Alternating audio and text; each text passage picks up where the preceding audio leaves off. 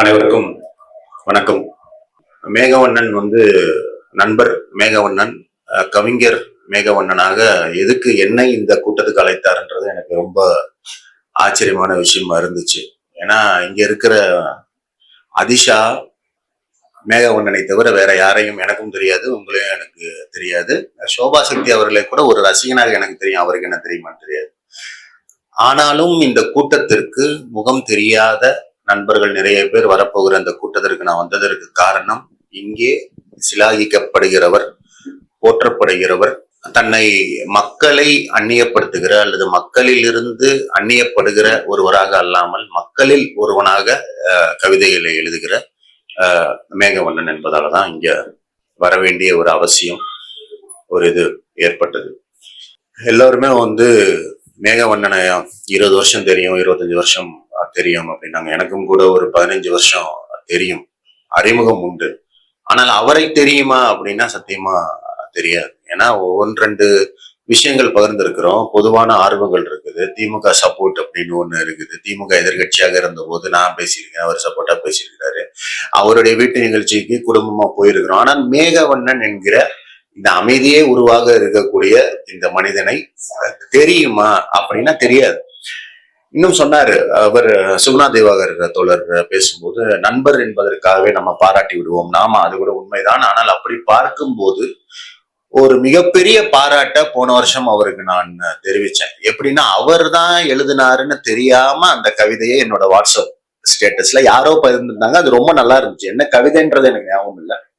ஆனால் அப்புறமா பார்த்தா மேகவண்ணன், எந்த மேகவண்ணன், நம்ம மேகவண்ணன்றப்ப எனக்கு சொல்லுவார்ல, இவனுக்குள்ள ஏதோ இருக்கு பாருங்க, 7G நண்பர்கள் சொன்ன மாதிரி. என்ன இவருக்குள்ள இவர் எப்படி இப்படி எழுதுறாருன்னு எனக்கு ரொம்ப ஆச்சரியமா இருந்துச்சு. ஒருவேளை ரொம்ப அமைதியாக இருக்கக்கூடியவர்கள் வார்த்தைகளை அப்படியே வச்சிருக்கிறதுனால அது ரொம்ப கான்சென்ட்ரேட்டட் ஆயிருதான்னு எனக்கு தெரியல. இதுல இருக்கிற கவிதைகள் கூட அப்படிப்பட்டதா, என்னால கோட் பண்ண முடியுமான்னு தெரியல. இன்னொன்னு எனக்கு ரொம்ப பிடிச்சது என்னன்னா, சமீப காலமா இந்த கவிதைகள் மேலே எனக்கு ஒரு மிகப்பெரிய ஒவ்வாமை வந்துருச்சு. அது ஏன்னா பெரிய டிப்ரெஷன் கவிதைகளா இருக்கு. ஏற்கனவே நமக்கு ரோட்ல போனாலே டிப்ரெஷன் தான். நீங்க எங்க பார்த்தாலும் ஹிந்தியில எழுதியிருக்கேன், அது ஒரு டிப்ரெஷனா இருக்கு. பெட்ரோல் பங்க் போனீங்கன்னா மோடி இருக்காரு. நீங்க ஒரு 10 அடிக்கு ஒரு தடவை நமக்கு டிப்ரெஷனா இருக்கும்போது நைட்டு வீட்டுக்கு ஃபேஸ்புக்கை திறந்தா என்னை கொன்று, என்னை அடிச்சு, கடைசியா என் காலில் வச்சு மிதிச்சிரு, அந்த மாதிரி இன்னமும் டிப்ரெஷன். முன்னாடி எல்லாம் காதல் கவிதைகளை படிச்சா காதலிக்க தோணும். இப்பெல்லாம் காதல் கவிதைகள் என்ற பேர் எழுதப்பட வீட்டுக்கு போய் கைத்தெடுத்து தொங்கலான்னு தோன்ற அளவுக்கு இது ஒரு டிப்ரெஷன் கவிதைகளாக இருக்கும்போது, இவர் சொன்னார், ஒரு கவிதை தோழர் சோபா சக்தி அவர்கள் கோட் பண்ணும்போது, இந்த சங்கிலியை என்னால் உடைக்க முடியாது என்றாலும் இந்த பற்களால கடிச்சிட்டு இருப்பேன்னார்ல. கவிதைகள் அப்படிதான் இருக்கணும்னு நான் நினைக்கிறேன். இலக்கியம் அப்படிதான் இருக்கணும்னு நான் நினைக்கிறேன். ஒரு கவிஞனால் காதலிக்க முடியல, காதல்ல தோத்துட்டான்னா கூட அவனுடைய கவிதைகளும் மற்றவர்களை காதலிக்க வைப்பு, காதல் மீது நம்பிக்கை கொடுப்பதா இருக்கணும்னு நான் நினைக்கிறேன். ஒரு எழுத்தாளராக நானும் ஒரு 5 படத்துக்கு எழுதியிருக்கிறேன், வெப் சீரிஸ்க்கு எழுதியிருக்கிறேன், நாவல் எழுதியிருக்கிறேன். என்னுடைய இன்ஸ்பிரேஷன் என்ன, என்னுடைய எழுத்துனா எப்படி எழுத்து இல்லை, எந்த ஒரு ஆர்ட் ஃபார்ம். நீங்க ஆர்ட் ஃபார்ம்னா நீங்க இலக்கியம் மட்டும் இல்ல, சினிமா கூட எடுத்துக்கோங்களேன். அது படிப்பவனுக்கோ பார்ப்பவனுக்கோ கடைசியில ஒரு நம்பிக்கையை கொடுக்கணும். மோடி வீழ்த்தவே பட முடியாது, ஏதோ ஒரு ஓரத்துல தெரியுது, நம்ம தான் 40 ஜெயிச்சிருவோம், வடக்கைய கைவிட போறாங்க, ஏதோ ஒரு பக்கம் சொல்லிட்டே இருக்கு. ஆனா அதை போய் நான் பேசக்கூடிய தேர்தல் மேடையில பேசக்கூடாது. ஏன்னா இப்ப இல்லைனாவது மோடி தோற்கடிக்கப்படக்கூடியவன், அந்த வல்லாதிக்கம் என்பது தோற்கடிக்கப்படக்கூடியது. ஹிட்லர் இதை விட பலமாக இருந்தவன்லாம் வீழ்ந்திருக்கான்ற நம்பிக்கையை திருப்பி திருப்பி சொல்ல வேண்டிய ஒரு கடமை எழுத்தாளர்களுக்கு, கவிஞர்களுக்கு, எல்லாருக்குமே இருக்கு. அது மேகவண்ணனுடைய கவிதைகள்ல இருக்கிறதாக நான் பார்த்தேன். அது எனக்கு மிகவும் பிடித்திருந்துச்சு.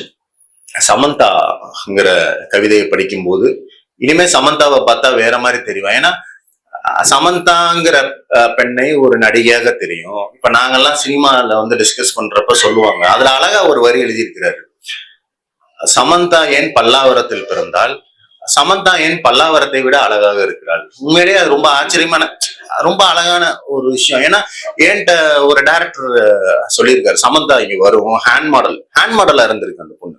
இந்த குக்கரு கரண்டிக்கெல்லாம் விளம்பரம் எடுக்கும்போது சமந்தாவினுடைய கை மட்டும் நடிச்சிருக்கு. ஹேண்ட் மாடலா இருந்த ஒரு பொண்ணு இன்னைக்கு இந்திய அளவுல புகழ் பெற்று, இன்னமும் சமந்தாக்கு வயசாயிரல. சமந்தா இன்னும் 10 வருஷத்துக்கு முன்னாடி பார்த்த சமந்தா இளமை, அதே இளமைக்குள்ள இவ்வளவு டிரான்சிஷன் ஒரு பெண், அதான் அதையும் அவர் அதுல எழுதுறாரு அழகா. கீழே சமந்தா என்பவள் ஒருத்தியா நிறைய சமந்தாக்களான். அது இப்ப இனிமே இதை படித்த பின்பு சமந்தாவை பழைய சமந்தாவை பார்க்க முடியுமான்னு தெரியல. சோ நான் இதை மட்டும்தான் எழுதுவேன், இப்படி எழுதினாதான் கவிதை, புரியாம எழுதினாதான் இலக்கியம், மக்களுக்கு தெரியாம மக்கள் அவர் கவிஞர்ப்பா பெரிய அறிவாளி அப்படின்னு நினைக்கிற மாதிரிதான் நான் எழுதுவேன் இல்லாம, இன்னைக்கு நான் அவ்வளவு மக்களை பாக்குறேன்ல, மக்கள்கிட்ட இருந்து தமிழ் இலக்கியம் ரொம்ப அந்நியப்பட்டிருக்கு. இலக்கியம் என்பது ரொம்ப அந்நியமாயிருச்சு. நீங்க லிட்ரேச்சர் அப்படிங்கிற ஆங்கில வார்த்தைக்கு நீங்க அர்த்தம் தெரிஞ்சீங்க அப்படின்னா, anything that is written on a paper, அது ஒரு நோட்டீஸோ ஒரு பேம்ப்ளெட்டோ என்னவோ, தட் இஸ் லிட்ரேச்சர்.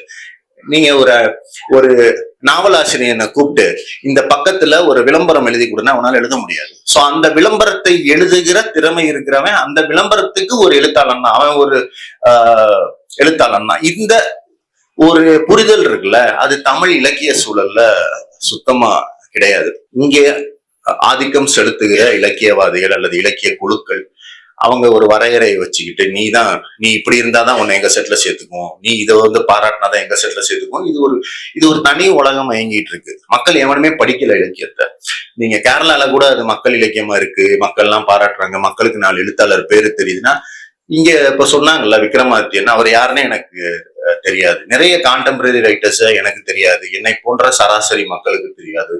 இன்னும் சொல்ல போனால் இலக்கியவாதிகளாக தமிழ் சூழல்ல சுற்றி கொண்டிருப்பவர்களுடன் நம்ம சேர வேணான்ற ஒரு அருவருப்பே சாமானிய மக்களோடு இருக்கிற அளவுக்கு இருக்கு, எனக்கே இருக்கு. அதிலெல்லாம் கடந்து மின்னுகிற ஒரு வைரமாக தான் மேகவண்ணன் போன்றவர்கள் எனக்கு நம்பிக்கை அளிக்கிறார்கள். அதுதான் இந்த கவிதை புத்தகங்களினுடைய ஒரு பெரிய விஷயமா பாக்குறேன். இன்னொரு மோசமான ஒரு விஷயமும் தமிழ் இலக்கியத்துல இருக்கு. நிறைய எழுதுறவன்லாம் இலக்கியவாதி, ஆட்டுப்புழுக்கு நிறைய உற்பத்தி ஆகுதுன்றதுனால அதை உணவுன்னு சொல்ல முடியாது இல்லையா. ஆனா தமிழ் இலக்கிய சூழல்ல நிறைய எழுதுனா தினமும் அவர் 10 பக்கம் எழுதுவாரு, தினமும் என்னத்தையாவது எழுதிடுவாரு, என்ன படம் வந்தாலும் உடனே கருத்து சொல்லிடுவாரு.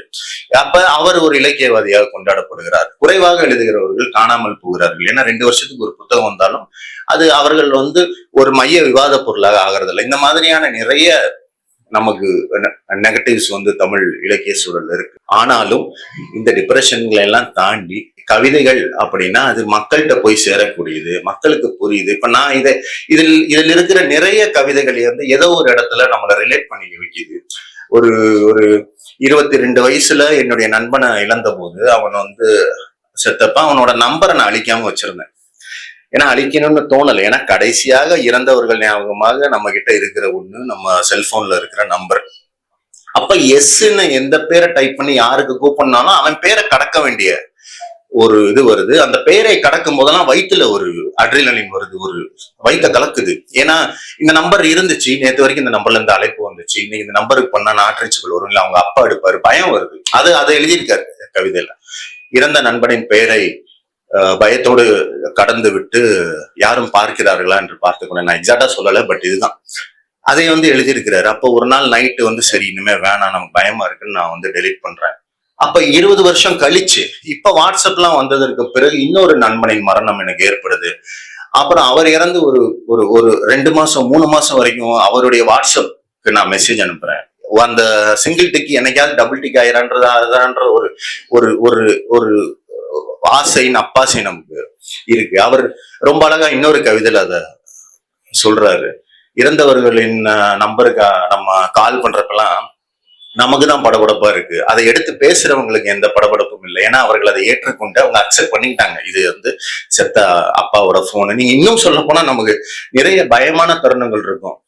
அப்பா நம்பர்ல இருந்தே போன் பண்ணி அப்பா இறந்துட்டாருன்னு சொல்லக்கூடிய மகன்களை நான் பார்த்திருக்கேன். அவர் நம்பர்ல இருந்து கால் வரும், அவங்க அப்பா நம்பர்ல இருந்தே எல்லாத்துக்கும் போன் பண்ணுவாங்க. ஏன்னா அவங்க அப்பா நம்பர்ல தான் அவருடைய நண்பர்களின் நம்பர் இருக்கும். இந்த மாதிரியான எல்லா மனிதனும் ரிலேட் பண்ணிக்க கூடிய உணர்ச்சிகள் இருக்குல்ல, நான் அதையெல்லாம் சொல்றவங்களதான் நான் மிகப்பெரிய எழுத்தாளர்களாக மிகப்பெரிய கவிஞர்களாக பார்க்கிறேன். நான் அந்த வகையில மேகவண்ணன் தமிழ் சூழல்ல, தமிழ் இலக்கிய சூழல்ல ஒரு மிகச்சிறந்த போற்றப்படக்கூடிய, இன்னும் பல உயரங்களை தொட வேண்டிய கவிஞராக நான் அவரை பார்க்கிறேன்.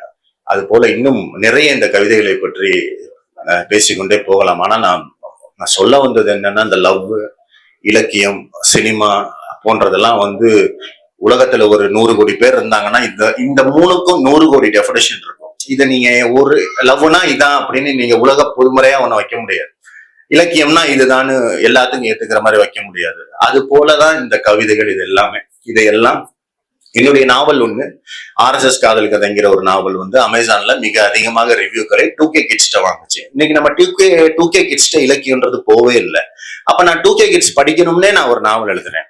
அந்த நாவல் அமேசான்ல மிக அதிக ரிவ்யூ வாங்குது. மிக அதிகமாக டீனேஜ் பசங்களாலையும் இந்த 20கள்ல இருக்கிற பசங்களாலையும் படிக்கப்படுது. அதற்கு ஒரு மிகப்பெரிய இலக்கியவாதி, அவர் வந்து ஒன்றிய அரசினுடைய விருதை எல்லாம் வாங்கினவர். அவர் என்ன ஒரு ஆற்றாமையில என்ன எழுதுறாரு அப்படின்னா, அவரும் அந்த காலகட்டத்துல புத்தகத்தை வெளியிட்டு இருக்கிறாரு. அது நல்லா போகல. அவர் ஒண்ணு என்ன எழுதுறாரு, நகைச்சுவை துணுக்கா எழுதுனா அது நல்ல புக்கான்னு எழுதுறாரு. இந்த மாதிரியான நான் இதை எழுதுனாதான் இலக்கியம்ன்ற அந்த எண்ணம் இருக்குல்ல, இதுல இருந்து நாம் கடந்து வர வேண்டும். அவங்கள மைனாரிட்டியாகவும் மேகவண்ணன் போன்றவர்கள் தமிழ் இலக்கிய சூழல்ல மெஜாரிட்டியாகவும் மாறக்கூடிய மேகவண்ணனை பார்த்து நம்மளும் கவிதை எழுத முடியும்.